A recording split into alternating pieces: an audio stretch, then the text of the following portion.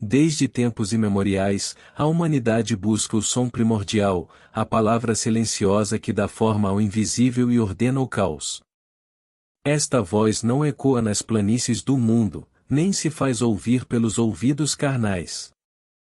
Ela sussurra nos recintos internos, ressoa no santuário secreto onde o espírito do homem toca o eterno. Aquilo que vê e ouve em ti é a palavra do Senhor. Não o som que vibra no ar, mas a substância que modela a realidade, a força inteligente que governa os mundos.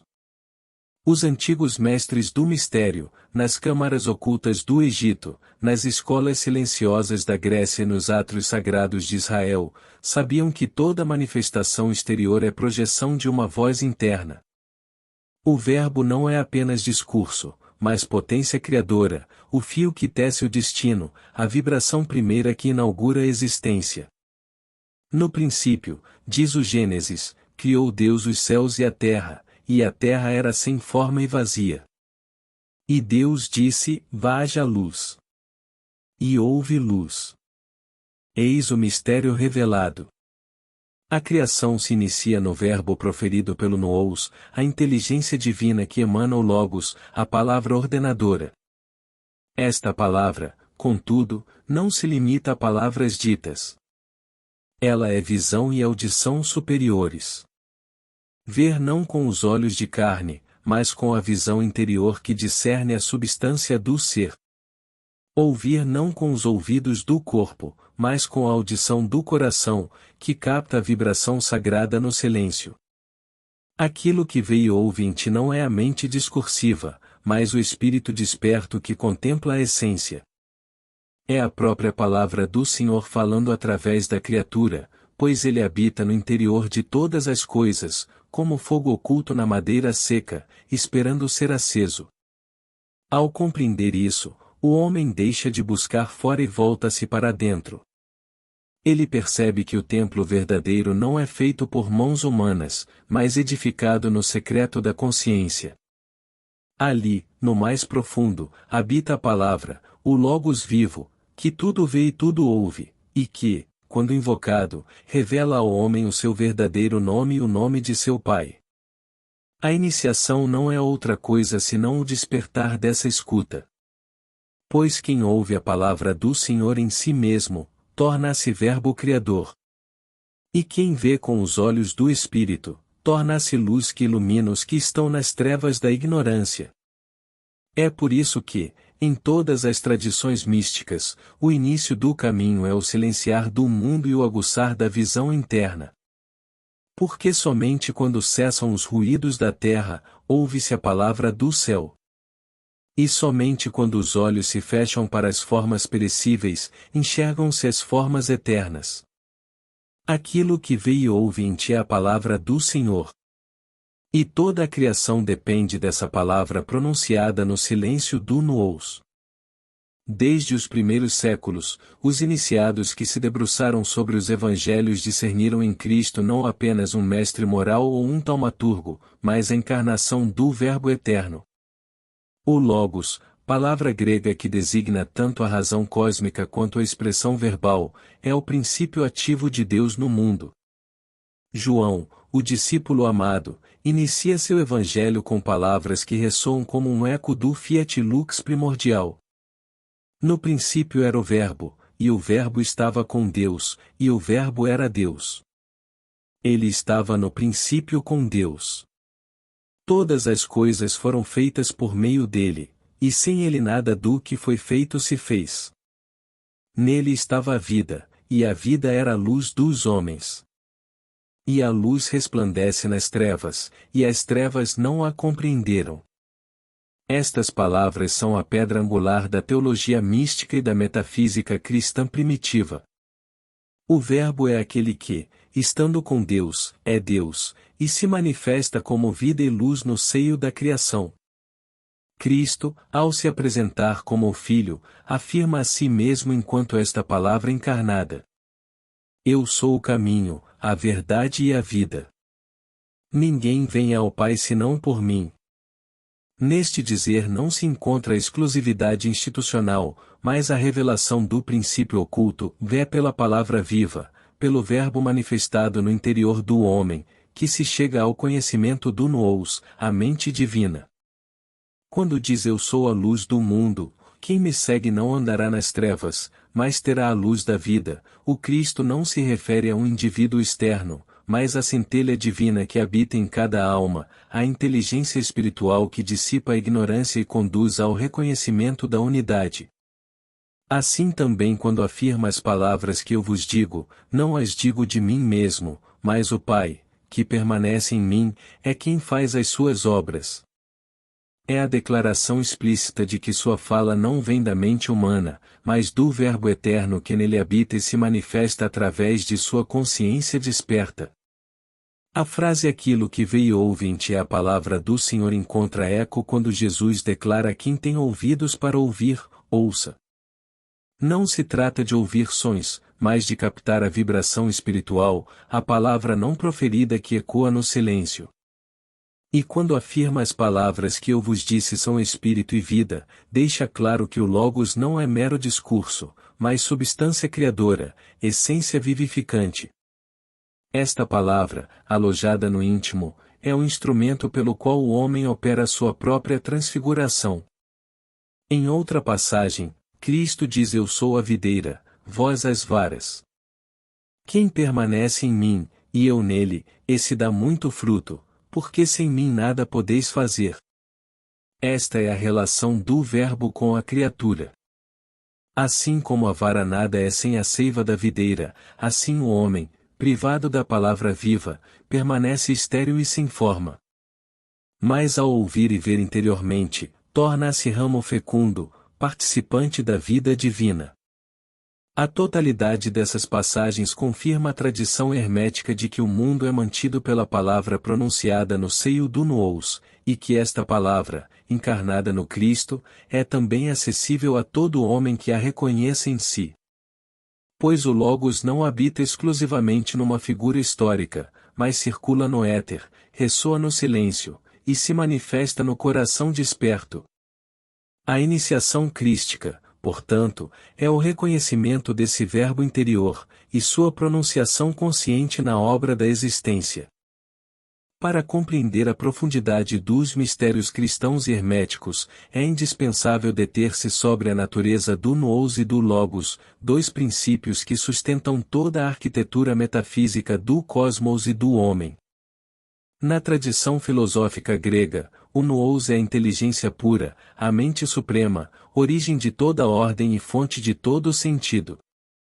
Ele não pensa como pensam os homens, mas é o próprio pensamento pensante, a consciência absoluta que contempla eternamente a si mesma e, ao fazê-lo, gera realidade. O Logos, por sua vez, é a expressão deste nous, a palavra articulada que manifesta o conteúdo da mente divina no plano das formas. Se o nous é o fogo oculto, o Logos é a chama visível. Se o nous é o invisível e silencioso, o Logos é o som primordial que organiza o caos e estabelece a harmonia. O Logos é a medida, a proporção, a inteligência atuante que desce aos planos inferiores e neles imprime a imagem do alto. É o mediador entre o inefável e o manifestado, entre a unidade absoluta e a multiplicidade. No Corpus Hermeticum, encontra-se o ensinamento de que mais o nous Deus é Pai. Pois não estão separados um do outro, pois a união deles é vida. Esta afirmação revela o princípio fundamental de que o Verbo não existe separado da inteligência divina, mas é sua emanação direta, sua face voltada para o mundo. É como a luz e o sol.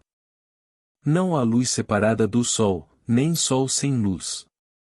Assim também o Logos é o esplendor do nous, sua extensão no tempo e no espaço. O Logos, enquanto palavra viva, é aquilo que modela as ideias na substância e dá forma ao que era apenas potência. No plano humano, manifesta-se como pensamento, discurso e ato criador. No plano cósmico, é o próprio Cristo, princípio organizador e sustentador de tudo o que existe. E na linguagem dos mestres da sabedoria, o Logos é a ponte que liga a alma dispersa à fonte una, o fio de ouro que conduz o homem de volta ao seio do Pai. Essa união entre Nous e Logos não é apenas conceitual, mas ontológica. Pois o Logos permanece eternamente unido à mente divina e, ao mesmo tempo, atua nos mundos como agente da criação e da redenção. Quem reconhece isso compreende que a palavra do Senhor que veio e ouve em si não é um fenômeno psicológico, mas o testemunho vivo da presença de Deus no homem. A palavra que tudo vê e ouve no interior é a extensão da mente eterna na consciência individual, e a verdadeira vida consiste em unir-se a ela. Por isso, quando o Cristo afirma eu e o Pai somos um, ele declara a identidade essencial entre o Logos e o Nous. Mas quando acrescenta meu Pai é maior do que eu, revela a hierarquia de princípios, pois o Logos, ainda que divino, é a manifestação do Nous, que permanece inefável e absoluto. Tal compreensão dissolve as falsas contradições e revela a sublime harmonia do ser. Nous e Logos são um só princípio em dois aspectos, o eterno e o manifestado, o oculto e o revelado, o silêncio e a palavra. Essa dinâmica entre o inefável e o proferido é o alicerce de toda a cosmogonia sagrada. Do silêncio do Nous emana o verbo, e pela palavra tudo se torna. Quando o homem, em estado de pureza e atenção, ouve e vê em si essa palavra, torna-se participante da obra divina. Ele deixa de ser mero espectador e converte-se em colaborador consciente na edificação do cosmos interior e exterior. Assim se cumpre o preceito hermético de que o homem é microcosmo do macrocosmo, e sua palavra, quando pronunciada em unidade com o Nous, possui o poder de ordenar os mundos. Entre as afirmações mais enigmáticas e sagradas do Cristo, poucas carregam tamanha densidade metafísica quanto aquela em que declara eu e meu Pai somos um. Contudo, em outra ocasião, diz meu Pai é maior do que eu. À primeira vista, há um paradoxo. Como podem ser um e, ao mesmo tempo, haver diferença de grandeza? Mas aos olhos do iniciado, não há contradição, e sim a revelação da estrutura invisível que governa todas as coisas. No Hermetismo e na Cabala, compreende-se que a realidade se organiza em emanações, hierarquias de luz que partem da fonte absoluta e descem pelos graus do ser até a matéria. O Pai, enquanto princípio supremo, é o Nous, a mente eterna, a origem incondicionada de tudo o que existe. O Filho, o Logos, é a expressão dessa mente, sua palavra criadora, a ideia tornada forma. Sendo ambos da mesma substância, compartilham da unidade, mas permanecem distintos na função. Assim como a fonte e o rio são feitos da mesma água, mas a fonte está na origem e o rio se move no tempo e no espaço. Assim também o Cristo, enquanto Logos, é inseparável do Pai, mas opera no plano manifestado enquanto o Pai permanece no oculto. A tradição esotérica ensina que todo hierofante, todo instrutor verdadeiro, é uma emanação do Logos. Mas no caso do Cristo, esta emanação se dá em plenitude, pois nele o Verbo se faz carne, e habita entre os homens. Quando afirma eu e o Pai somos um, não está falando de si como personalidade histórica, mas como princípio eterno. Ele é a manifestação do Logos universal, e este Logos é da mesma essência que o Nous. Quando, porém, reconhece que o Pai é maior, revela a transcendência do Nous sobre toda manifestação, inclusive o próprio Logos. Tal estrutura é compreendida nos graus de manifestação da Cabala. A Ein Sof é o ilimitado, o inefável, o absoluto sem atributos. Dele emana o Ein Sof Aur, a luz ilimitada, e dessa luz brota Keter, a primeira coroa, o princípio criador. Este Keter é o Logos primordial, a palavra de Deus que ordena o caos. Mas ainda assim, mesmo sendo o princípio de tudo, Keter é menor do que a Ein Sof. Assim também o Logos é um com o Nous, mas o Nous permanece maior, por ser a fonte de onde tudo procede e para onde tudo retorna. Compreender esta hierarquia não é reduzir o Logos, mas honrar sua função mediadora. Pois é pelo Logos que os mundos se sustentam, e é pela palavra que o homem é conduzido de volta à origem. O Logos é a escada de Jacó, cujos degraus ligam a terra ao céu, o plano da forma à eternidade sem forma. Cristo, enquanto Logos, é a escada e o guia.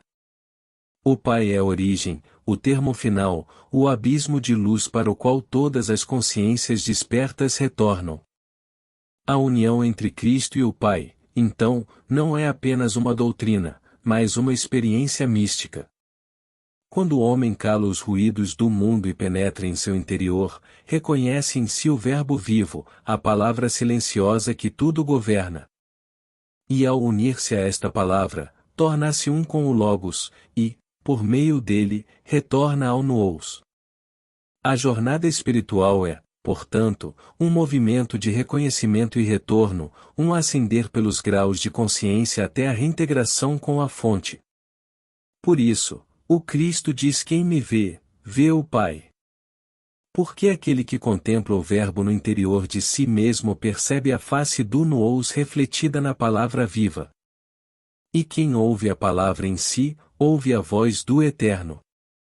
Assim se cumpre o mistério de que o Logos é um com o Nous, e o homem, ao despertar para essa palavra em si, torna-se participante da vida divina. Na tradição esotérica moderna, poucos mestres compreenderam com tanta precisão o mistério do Logos interior quanto Neville Goddard. Sua obra, frequentemente disfarçada sob a linguagem da autoajuda espiritual, oculta em suas entrelinhas a mais alta doutrina hermética. Goddard ensina que Jesus Cristo, o Verbo, não é apenas uma personagem histórica ou uma entidade distante, mas a própria imaginação humana quando desperta para a sua natureza divina. Essa imaginação, quando reconhecida como sendo o poder criador que molda todas as coisas, torna-se o Logos atuante no interior do homem. Para Goddard, o verdadeiro Cristo é a consciência desperta, a faculdade de imaginar com convicção, sabendo que aquilo que se imagina, já existe em essência e tende a se manifestar no plano das formas. A imaginação não é, nesse sentido, um mero devaneio, mas o ato oculto pelo qual o homem se torna co-criador com Deus. E este ato é possível porque, na estrutura metafísica do ser, a imaginação humana é uma extensão do Logos divino. Ao imaginar com consciência desperta, o homem pronuncia em silêncio a palavra criadora, tornando-se ele próprio a encarnação do Verbo. Este princípio encontra eco naquilo que já dissemos, e aquilo que vê e ouve em ti é a palavra do Senhor. Pois é na imaginação, no teatro interior onde se formam imagens e palavras silenciosas, que o Logos opera.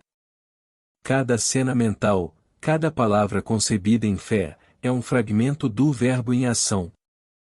E assim como Cristo dizia as palavras que eu vos digo, não as digo de mim mesmo, mas o Pai, que permanece em mim, é quem faz as suas obras, também o homem, ao imaginar com consciência superior, não fala de si mesmo, mas do Nous que nele habita e opera por meio da palavra silenciosa.